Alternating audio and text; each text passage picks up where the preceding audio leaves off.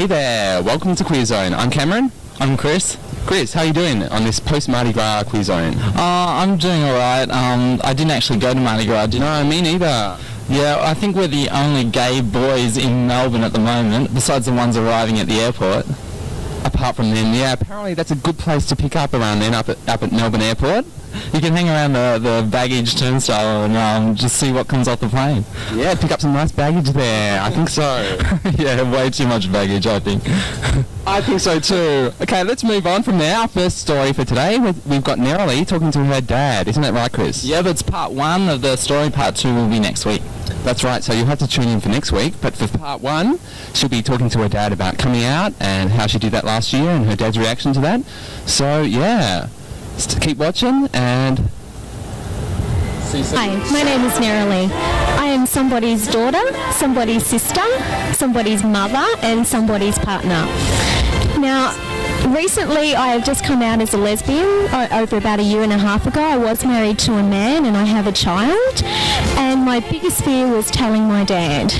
Now hopefully what you're about to see inspires all parents out there to embrace their children, accept their children for who they are, what they believe in, what they are, and just remember that life is full of happy, honest times together. I do thank you.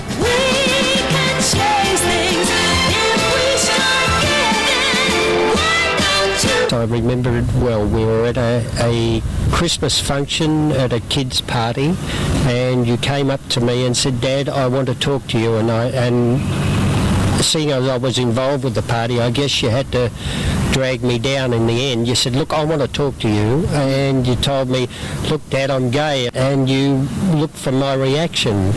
And she said, you asked me my reaction, and I just said, "It doesn't change. You're my daughter." That was my reaction. Okay, now because I've been married and I have a child, do you think that was harder for you to understand me being a gay woman? It did sort of puzzle me just that little bit. I felt that your future and Tyler's future were intermingled, and it took me just a little while to understand and let it go through my thought process. Maybe by the time the next day I was thinking clearer about it, and I thought, well, it's really not terribly much different, because in my life I've seen people that have had these relationships with children, and I felt that it wouldn't be terribly much different. Only that I hadn't met your partner, and which happened not long after. Did you receive anybody being negative at all? Anything that said to you that you thought, oh, well, that's not quite right, or that's a bit mean, or do you think people were pretty positive? Yes, the first people are pretty positive, but I don't go around screaming, my daughter's gay, nor do you go around screaming to people, you're gay, you're gay. It comes up in conversations, and I don't hang around with people that aren't tolerant. Have you found it easy to accept my new lifestyle? Yes, having met your partner, having had different times, I talk to your partner a lot, and when she answers the phone, there's quite a good rapport between the two of us. We've been in different places together, and I find her a pleasurable, easy person to get on with, so it's much easier to accept your lifestyle. I'm not overly concerned about how you live, because you live as a normal couple. What particular stereotype within the gay community do you think that I fit into? Haven't seen a lot of people at different functions. I think you just fit into a normal, adjusted person with how you are today and how you feel. So before you knew I was gay, what sort of gay knowledge did you have? Things like the Mardi Gras and stuff like that. But did you have any other gay knowledge at all of what the gay community does?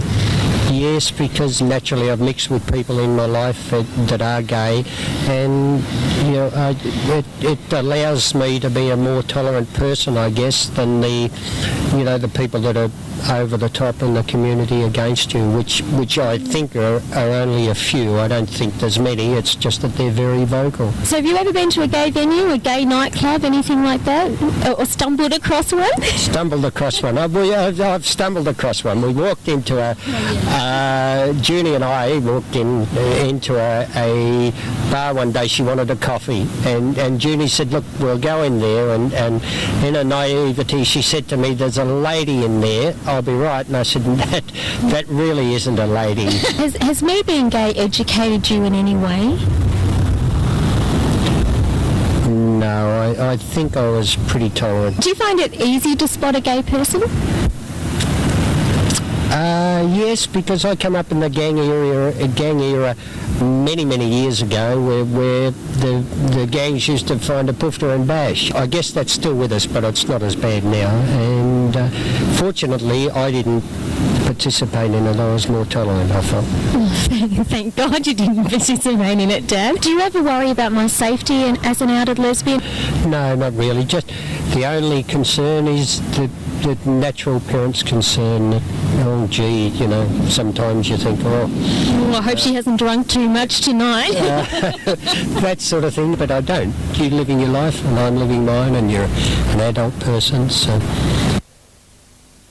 So that was a pretty uplifting story, wasn't it? Yeah, Dad's pretty cool. He's pretty cool. I can't wait for part 2 next week. Yeah, it was a pretty positive story. I think I might get my parents to watch that. That sounds pretty cool. That's a good idea. Yeah, get all your parents to watch it because they can learn something from Nerolie's dad. Coming up, we've got a story about Mardi Gras.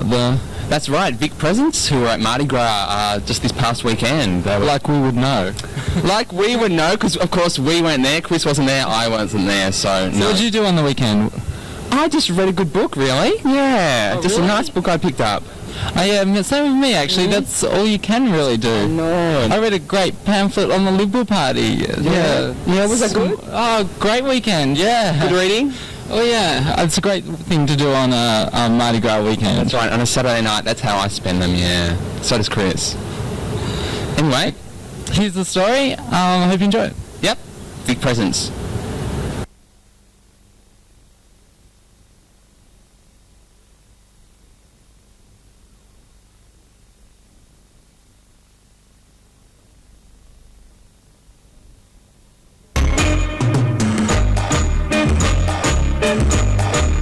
Turn up the music.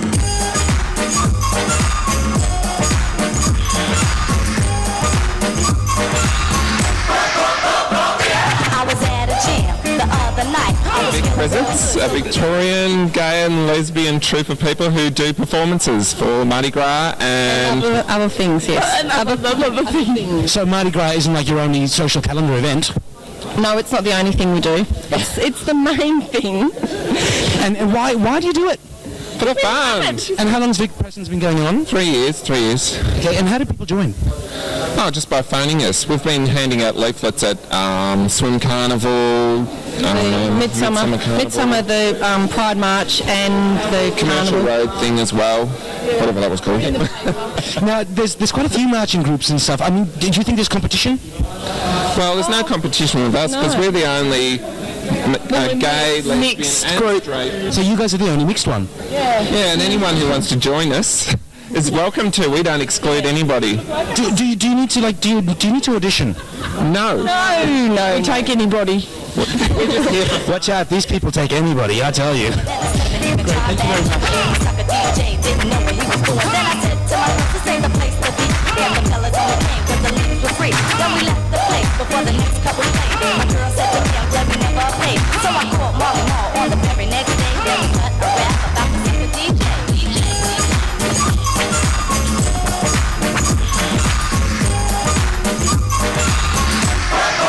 How snappy are these G-strings? I can't believe I'm stuck in the middle of it. It's going to get very cold in Sydney. Now, there's a definite difference between chests here. Rod has rather a hairy chest. In fact, the man is nearly sort of ape-like. And over here we have, look at this, we have remnants of either waxing or shaving. What was it? Shaving. Yeah, shaving. And did you shave for the dance? Yeah, it will be all gone by the time we get to Mardi Gras, guaranteed. Now, why did you make that choice? Because I prefer it that way. Yeah. For any particular reason? No, just it's nice, it's smooth, and it looks better. Have you ever considered shaving or waxing? No, I wouldn't take it off. I wouldn't take it off. It's beautiful, it feels lovely.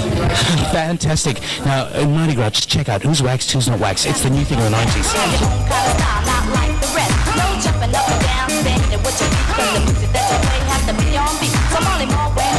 Take a test. Are you worried about getting cold at all? No, not. We're going to sweat. We're going to be hot and sweaty the whole time. Thank you very much. Okay. Music set, they were all lined up and ready to spin. You could see in their faces that they wanted to win. Yes, Marlon took a test to become a DJ. He cut the music when it's something this way. He cut the music with so much class. The sucker DJs was a bust on it. And so when the time was up, they just couldn't believe what the man Marley Marl has just achieved. To get the people dancing on the wackiest jam. Cause Marley Marl is one hell of a man. So to those DJs that think you're the greatest, just stop looking, listen, cause you haven't heard the man. Is this your first year with Vic Presence? Second year. And how are you enjoying it so far? Fabulous. Absolutely. Really fantastic. Great bunch of people. Absolutely fabulous. Great. Because it's a pretty broad range of people, isn't it? Yeah, it's a great diversification of people. Yeah, fantastic. Because when this guy dances, he looks like he's having a great time. Okay, well, Vic Presence are they're changing now, so we can't really show you this bit. Sucker DJ. So listen, party people, while I got your attention, there's a few more things I'd like to mention. My name is Crystal, but they call me Dimple. Ain't a female in the world could rap like me. I got big brown eyes, holes in my cheeks. Hypnotize a rap every time I speak. Yeah, I can make you fall in love if you give me a chance. I ain't talking about sex on the kind of We're actually on the beach right now, so how often do you rehearse on the beach? I will do this for 4 nights. Towards the end of our rehearsals for Mardi Gras. Once we've got the routine down pat, so we don't want to come down here when we don't know what we're doing in front of all the people in St Kilda. How does Port Melbourne react to your doing this on the street? Oh, they love us. They love us. They look out for us every year now. Every night they're out on their balconies cheering us on. Let me go on. It's my chili, when it's time to get warm. Now I'll stop with the vibe. Staying alive in this world that we were short enough to buy with the rabbit.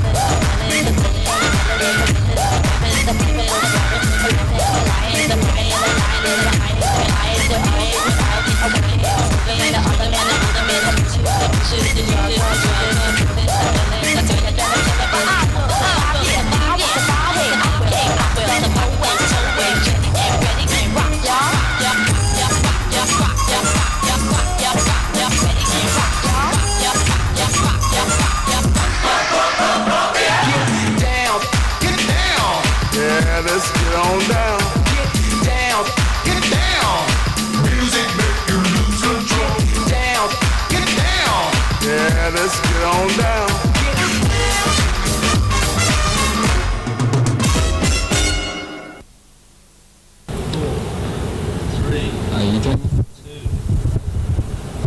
And we're back. How was that for you, Chris? Oh, that was fantastic. It was pretty interesting, wasn't it? It cracked me up the more walking down around St Kilda and practising on the street. Yes, can you imagine all the straight people watching them and thinking, what the is going on around here? I think I'd be wondering what the fuck's going on. I thought it was pretty cute actually practicing it out in the street. I never thought they'd really do that. I thought they practice inside all the time, but they really get out there, they practice, and so when the Mardi Gras comes along, they're ready, aren't they? Well, it's a proper forum, you know, like say it rains, you've got to deal with the elements, it's serious stuff. That's right, there's wind and rain and all that. Yeah, and say if you, after you shave your chest and you have like, you know, I don't know what I'm talking about. I don't know what you're talking about, no. Well, maybe it's time we better be going then. Yeah, I think we've wasted enough of people's time out there. Oh, I think that we had fun. Didn't you have fun? Yeah, I had fun. I had heaps of fun. So, tune in next week, yeah, on Quiz Zone. Yep, see you later. See you later.